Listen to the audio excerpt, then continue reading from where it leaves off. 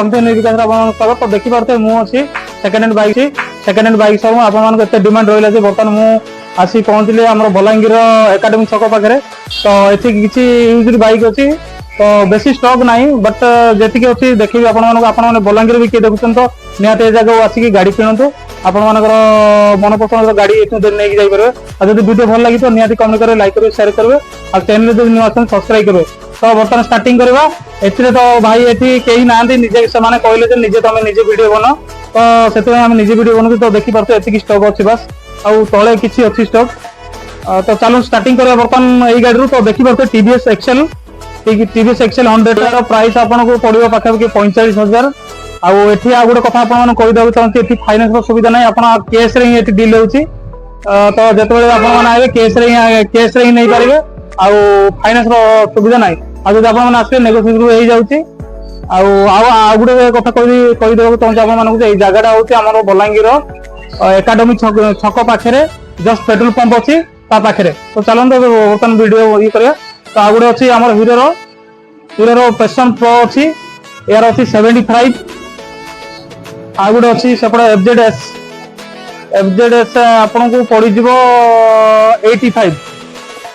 आ गुडे अछि super Splendor आपन को आसीबो 65। तो गाड़ी रो अराउंड टिके देखि नंतु भलो से सामना पड़ी। आ गुडे गाड़ी अछि पैशन हीरो रो पैशन प्रोटा अछि आपन को पड़ी जिवो 60। आ गुडे अछि सुपर स्प्लेंडर एटा भी आपन को पड़ी जिवो 60।